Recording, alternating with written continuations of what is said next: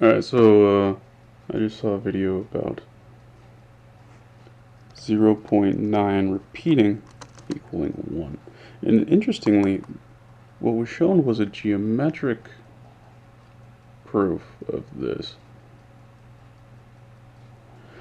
And the caveat, which clearly makes the conclusion untrue, was noted.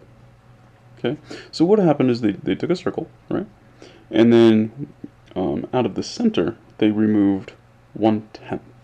Okay, so you have initially, so you've got one circle that is 0.9 of the area, and then you've removed 1/10. Okay, so this part is removed, and then you just repeat that with the rest of as you go down, right? So that part that you removed, you add back in 9/10 of that, so you get this, right? And ultimately, the limit of this is the whole circle, except for the central point, which you can never get to, because what is occurring here, this series that we're producing here with all of these nines, these repeating nines here, is we are exploiting the Archimedean property, right? We can always go closer, right? If we're using arithmetic, we can always get closer. Okay. But the problem is the central point can never be reached. This central point is acting like L naught. It is indivisible. It is not subject to the Archimedean property, but it is also so small that its contribution to the full area of the circle is not measurable, so it's ignored. We just say that it doesn't have area, which is also just true, right? But now you run into the problem, like, what is a circle, right? Isn't a circle the set of all points within the circumference? And isn't the center of the circle within the circumference? Right? And reword that however you want, but so a set of points within the circumference which does not include the center is not a circle.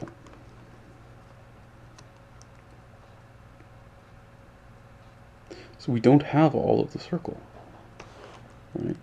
What this one means is that you have all of the circle.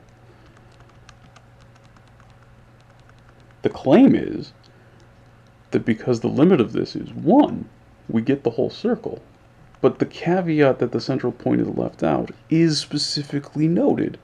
So we're forced to actually go with this, even though the attempted proof was this.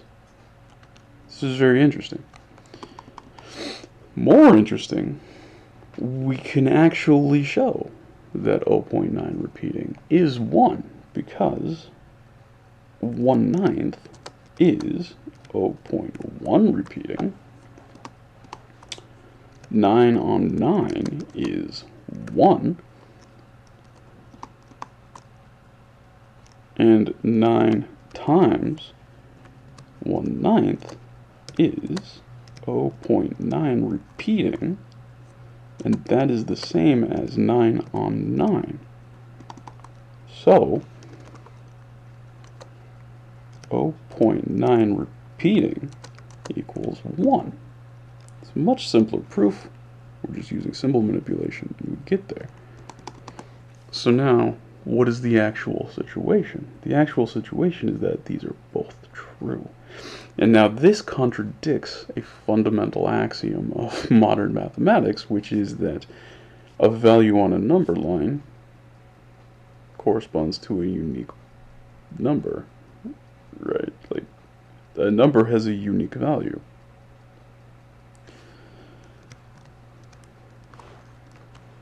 Is this a unique value? No, it isn't. It is simultaneously 1 and 1 minus L naught.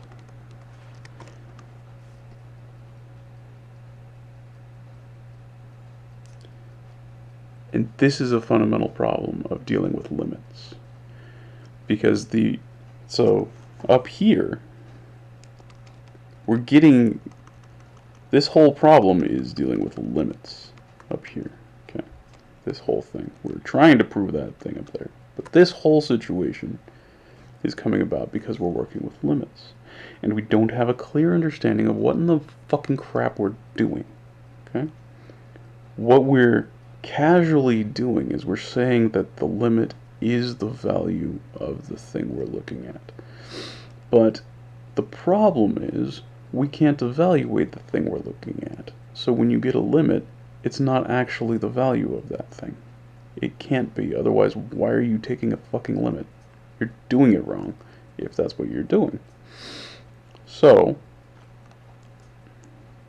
the problem comes about from an improper understanding of how shit works. But it's also worth noting that the Archimedean property is failing you here. It is telling you things that are not true. You are, from it, concluding that 0.9 repeating is always 1. Even though we can easily demonstrate that that's not true. It's not possible that that's true.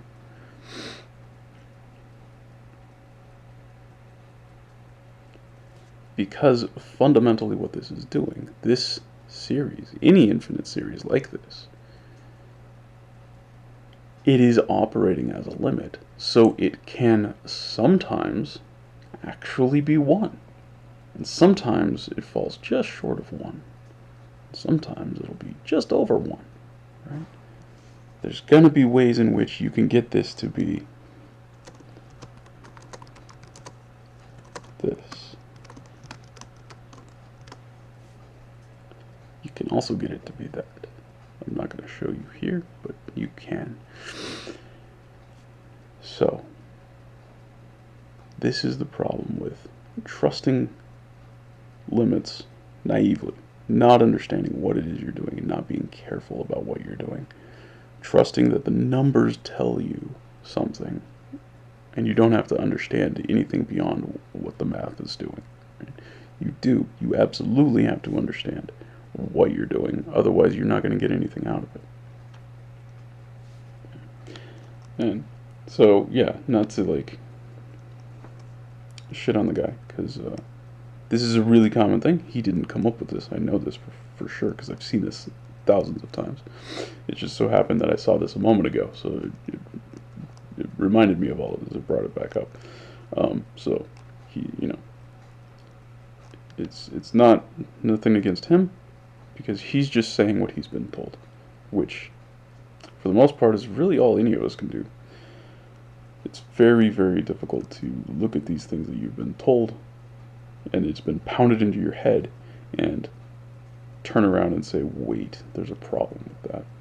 Right? You get situations like problems like peer pressure, right? You get the fact that by the time you really get into this kind of stuff, nobody cares. Not very many people care, and the ones that do, they're all indoctrinated the same way, so of course they're all going to push you in the same direction. You end up with these sorts of problems. So it's, not to bag on him, okay? That's not what this is about. It's about demonstrating that the logic here is unsound.